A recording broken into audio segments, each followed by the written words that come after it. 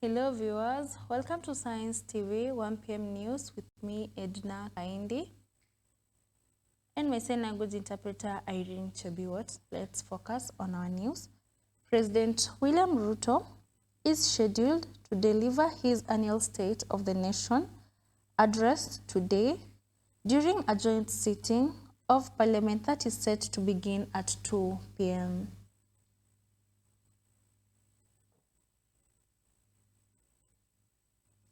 The address is intended to highlight the achievements and gains made under his leadership since he took office in 2022.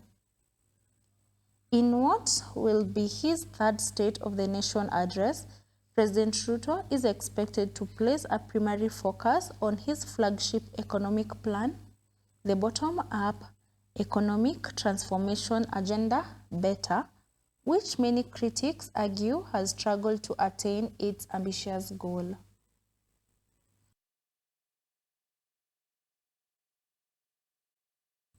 On to our other news. The government has initiated efforts to resettle residents affected by the devastating mudslide that hit Elgeyo Marakwet earlier this month, claiming the lives of 39 people.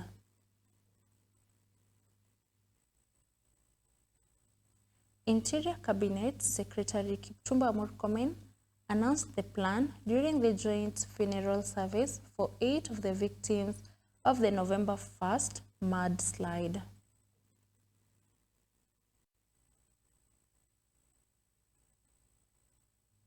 CS Murkomen stated that the resettlement move is aimed not only at assisting the immediate affected persons, but also at safeguarding the lives of others residing in similar high-risk conditions across the region.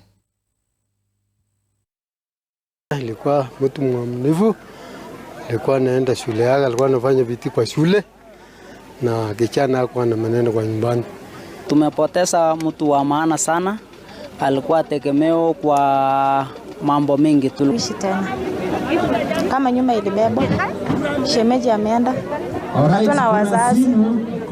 Yani tuko tolewa Embobut Forest wakaambiwa waende below the road. Below the road hapa sasa ndio wamefagiliwa na landslide. Hao watu wote wamefagiliwa.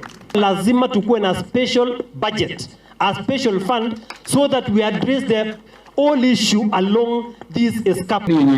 Itakuwa regularized ya Embobut itapita wapi na itasaidia watu wangapi, ili isaidie watu. Sasa we want Embobut under the government of William Ruto. Hii serikali sio wengine, hii serikali ndio itapatia title deeds watu ya Embobut.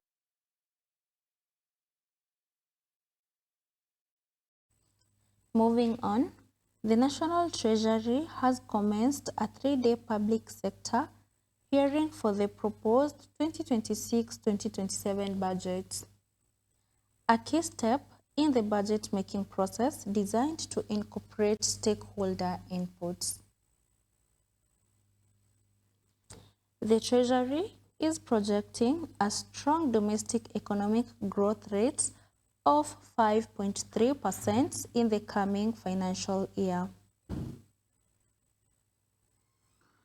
According to the Cabinet Secretary for the National Treasury, John Mbadi, the government remains highly vigilant and prepared to counter potential domestic economic shocks.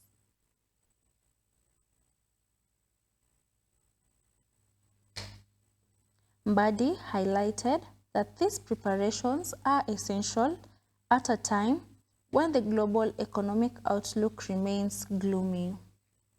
He noted that international financial institutions, specifically citing the International Monetary Fund, IMF, continue to hold a bearish or pessimistic view on the future of the global economy.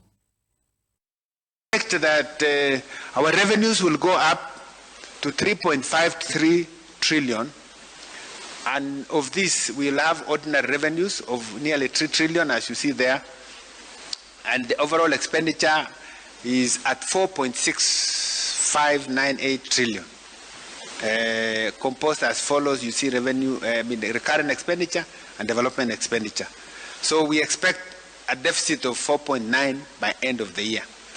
It is trending towards zero, meaning for us to develop as a country, for us to have roads, for us to have airport, for us to have water to drink, for us to have energy, we will have to go to other nationalities to get money from them, which come with costs. That is not the way to run a country. Changes in the funding of universal health care. I think this is the forum we have to ensure that we avail enough resources for universal health care. I have also mentioned about ongoing infrastructural projects. The tendency to always start new infrastructure projects each and every financial year is something that we need to dissuade ourselves from.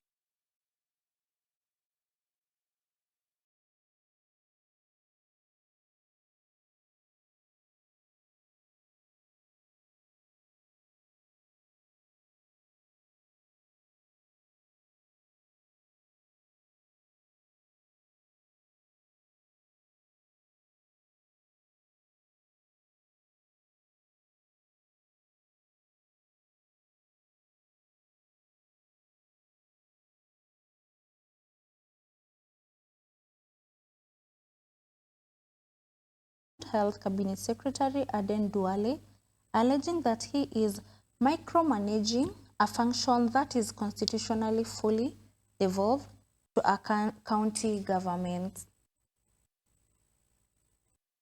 A major point of contention raised by the governors is the SHA's alleged delayed claims payments.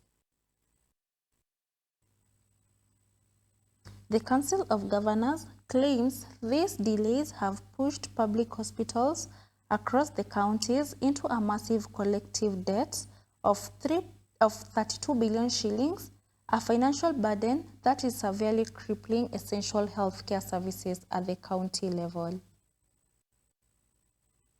The governors argue that the ministry's centralized control and payment issues are undermining the principle of devolution and destabilizing public health provision.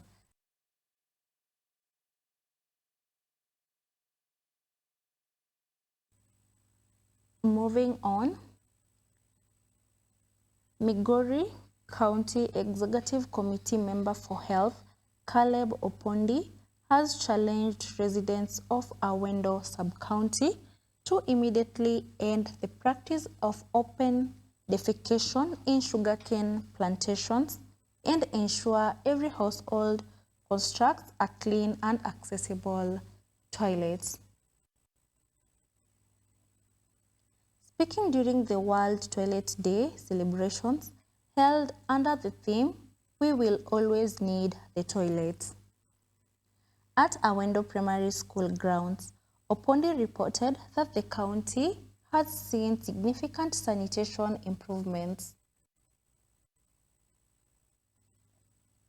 The overall county latrine coverage now stands at 83.22%, hand washing facilities at 65.54%, and households using treated water at 84.42%.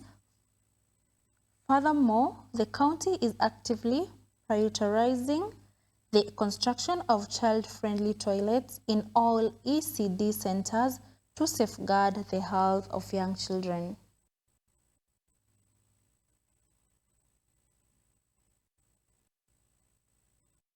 In Migori County stands at 83.3%, which is not a bad number.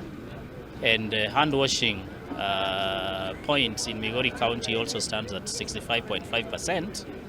And I want to say that we are encouraging each and every household to have toilets which are not only toilets, but they should be good toilets, clean toilets, and also accessible. Why do we need toilets in homes? To prevent diseases which are related to poor sanitation. I want to say that as a county government, we started the program of constructing ECD centers so that they can be well equipped And after we shall have ensured that all the ECD centers have classrooms, we shall also advocate for them to have proper sanitation, toilets which are friendly. This one we have been collaborating with the schools which are hosting the ECD centers, so that the young children who are also in the ECD classes can be able to have toilets which are accessible and also which are in good use. When we look at the statistics, like last year on 19th November when we celebrated World Toilets Day, there is a significant improvement in terms of the statistics. And as we have done a lot of sensitization, and in collaboration with the national government and also our partners, we are looking forward to Migori to be an open, defecation-free county. Today we've done it in Awendo because Awendo sub-county, the latrine coverage is not very good, is at 67%. And we've been talking to the community to improve it so that we take care of the 33 that are remaining, so that we can be able to prevent illness that are related to wash, which what we know is that 80% of what we treat in Migori County is wash related. So if we have, all of us have toilets, we shall have reduced on these conditions. Improving on the issues of access. So in Migori County, in Nyatike, we have done 6 water points, and out of these 6 water points, 3 of them are already fitted with the water ATMs, which enhances the collection and monitoring of the water usage, and also being very much transparent in the issues of accountability. Final news. The officer commanding station OCS for Kagumo, Julius Kiplimo, has issued a strong warning to residents operating motorbikes without number plates. Condemning the practice is a major contributor to insecurity in the area. Speaking at a community meeting attended by local leaders and residents in Kagumo, Kiplimo stressed that moving around with unregistered motorbike immediately raises suspicion and risk the operator being treated as a potential criminal. He was emphatic that number plates are the primary identifier for motorbikes and are essential for tracing criminals who use such bikes to commit offenses, stating, "Riding without a number plate exposes you."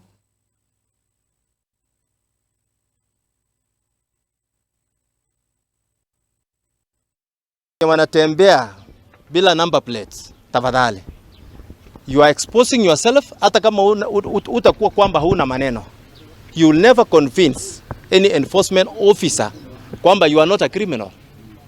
Kwa nini wewe unatembea na motorbike without number plate? Number plate inaitwa primary key. Primary key, hiyo number plate, number haikuange na mtu mwingine. Hata ukitafuta Kenya mzima, it is only you. And that one will identify you kwamba wewe uko na hiyo motorbike. Number 2, ikiwa uko na shida yoyote, pengine imepotea, just have the abstract kwamba imepotea, let us also know kwamba wewe uko na shida na hiyo number plate imepotea. Haiwezi kuwa kwamba unatembea bila number plate alafu unaanza kufanya crime, alafu unataka useme ati unaonewa. Sawa sawa. Tulikuwa tumekutana kama viongozi na waendezaji wa pikipiki wenye wanafanya biashara hapa Kagumo na hasa Mutira. Mimi nataka kusema tuko na wahalifu ambao sio wengi, ni watu samba. Wamekuwa wakifanya mambo ya kusarabatisha kazi ama biashara ya hapa Kagumo. Mimi nataka kusema kama kiongozi wa Mutira Ward, hatutakumbalia mtu atoke mahali ametoka akuje azarabatishe kazi ama biashara ya wanabondabonda. Na leo sisi kama waendezaji wa bondabonda tumeamua na tumeagana na tumekubaliana ya kwamba hawa watu watusamba tumekubaliana waende nyumbani kwa miezi 6. Ni ukweli ama si ukweli? Kimejiunga hapa Kagumo kikundi ya watu wachache, si wengi, lakini tusipoangalia sana watakuwa wamemea misisi kama ile ya mti wa mubao. Si ni kweli? Unajua mti wa mubao mzizi wake unaenda chini. Si ni kweli? Kwa hivyo tukikubali wamea hiyo misisi, tutasilo kuwatoa hapa Kagumo. Si ni kweli? Habari ama nilipata habari insecurity imeanza kurudi Kagumo, na kuna majina 7 inatajwa sana sababu ya watu wale wanaleta furugu hapo Kagumo town, na singetaka kurudia maneno ya history. Kagumo town is one of the most peaceful towns in the entire of Kirinyaga County. Historia ilikuwa baya na singetaka turudi hapo, but wale watu wanataka kufuruga amani Kagumo, wanaimba boda boda, either we ni askari ama we ni mkora, tunakupatia onyo sababu hatutakubali Kagumo irudi mahali ilikuwa.